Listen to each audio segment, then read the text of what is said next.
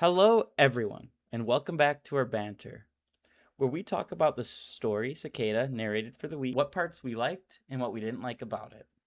This week, Cicada is going to be taking the animal fun fact. Yeah, absolutely. In the story, it talks about how the pig is over a ton, but the world record for the largest pig is actually already 2,552 pounds. So the big pig, not that big. No, he's half the pig that he should be. Definitely not as scary. The story means nothing now. Main character, he could definitely take it. Besides the point, let's get straight into it. I want to pick your brain about the Black Farm. As a setting, I think it is very unsettling, and we don't even see that much of it. It's mainly just the holding cell that our main character is in. I just think that if the holding cell is that messed up, I can't imagine what the rest of the farm is. Yeah, I'm sure it's probably just, like a lawless society of hate and torture and everything nasty like that, but I don't think it's something tells me that it's just not as bad as it like could be like hell. These people they die, they come back, they fight for a while, and then they do what they can to survive. And I think that's just kind of what it is. That I I guess that makes a lot of sense. In my mind, I was really questioning whether the Black Farm was worse than Hell. I kind of feel like Hell would be better. But when you put it like that, it doesn't have to be a constant battle for suffering. Because there is people there who have also harmed themselves. And in the end, they are just normal people. I guess I was more focusing on the fact that there is the pig created people, the monsters there. And how do you? It doesn't seem like you could fight back. How do you avoid that? Yeah, it's almost more of a just a constant run and hide because they're there to do what they're doing. Created almost what it seems like solely for the purpose of harm and making the place bad. But I don't think that that leads it to be the worst. I think it's just something you kind of have to deal with almost. Okay, so it's like if you choose to stay there, that's just part of the deal. You're gonna have to deal with these messed up creatures. And I mean, it doesn't like kind of what you said. It isn't it's what you make of it. Danny was an individual who unalived themselves and he seems not well off but well adjusted when compared to the woman our protagonist met. I think she's living with a lot of regret, and that's why she's encouraging our main character to feed the pig. Yeah, I don't think that Danny really like leads on everything that he's about. I think he's got something else going on. He to me just doesn't seem good. Like he's there for some sort of reason. And it's not to help. I know that he says he's the whatever, he's the introduction. He tells everybody what it's all about, but I think that there's more behind him that we just aren't told about. Okay, I guess about Danny. Do you would you say he's untrustworthy then? Because the way I see Danny is he may not be letting everything out, but everything he's saying is truthful. Yeah, yeah, I don't think that he's untrustworthy per se. Um I the only thing that I really kind of disagree on, and we had talked about this a little bit earlier, before recording was that I don't think the pig sends you to hell. I think it's just too hard of a choice, and it plays on the cowardice of those that are there. You know, the woman says that she was too afraid to do it. I and Danny also says he made the different choice. I just don't think that it sends you to hell. I think that it will send you back every time. You just have to be able to have the courage to continue living, I guess. I all right. You won me over because when we first talked about this, I was full standing on there's a chance the pig sends you to hell. I guess we really didn't get too deep into it like that.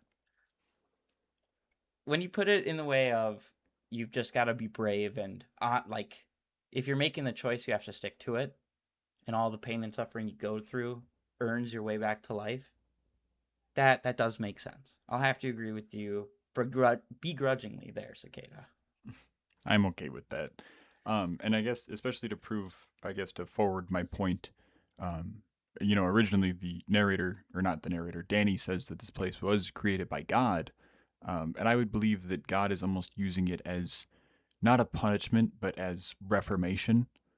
And then I think that when he left and the pig took over, that it became something that was no longer solely about reformation and was more a downside to these people, and they were tortured for their choices.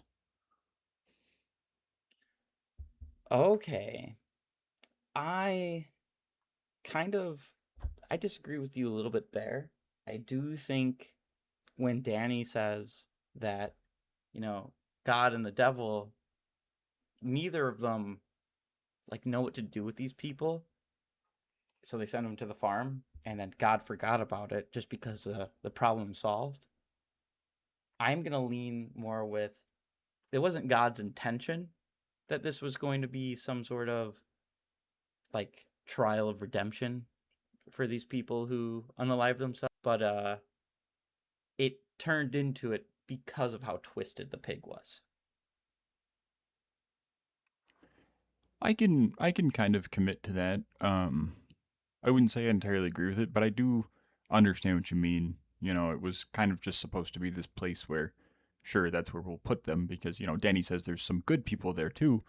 Um, and I think now it's become more of a punishment. I think originally it was just kind of like a back storage closet that neither God nor the devil wanted to deal with. Yeah, no, I could agree with that. I uh I do think it's definitely sad of how it played out, but I think it's also fair. You're not damned forever in hell. You haven't made your way to heaven to be like eternal glory. You're just in a purgatory, catch 22 of to redeem yourself, you got to feed the pig. Yeah, yeah, I like that. I guess speaking of like the pig directly, I understand that it's some sort of twisted being that took over and whatever made these monsters of people. I guess to me, I I don't understand the pig solely because of the religious standpoint that this was taken. Um, like why is the pig bad? I don't understand that. I don't think the pig is inherently bad. I do think the pig is a being trying to represent a god, like has been given an inch of power and has taken a yard and tried to make his own version of life. And the pig isn't fair in that sense. He's doing everything for himself, making almost a hellscape to encourage people to feed him for sustenance, which is guilty in the sense of like greedy, but at the end of the day, it is not entirely the pig's fault because God abandoned it. He left it unchecked. And I feel like God in this story, at any time, could just like take a look at it and do something, but he's actively choosing to just ignore it. Yeah, I I guess that makes sense. Um, and I guess I really wasn't looking like for a specific answer. You gave me a very good one. It just was something that didn't make a lot of sense to me. I like the overall story behind it, and I like what was going on. They seemed a bit odd to me, and I guess this type of horror, this like gory, violent, abusive horror, just really isn't my style when it comes to stories. I I agree with you there. I mean, it's don't get me wrong, it's a good story. I wouldn't say it is my favorite type of story, but the kind of message behind it and how it was written and everything plays out, it it's good. It's just my not my cup of tea. Yeah, I would totally agree. As we were talking, I had thought of another question. As Danny leads our character towards the pig, he blindfolds him. Do you think that if Danny hadn't blindfolded him, do you think he would have backed out? I 100% think that our main character would have backed out. He was already kind of trying to back out before, and like even with the blindfold on, when he got to the pig, he tried to back out, and Danny more or less insisted, like, "This is your choice. You have to live with it."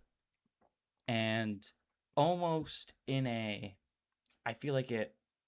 Danny respected the main character's choice and knew what the main character was going to see would discourage him, and so kind of acted as a way to push our main character forward, to save him the misery of seeing what the black farm is.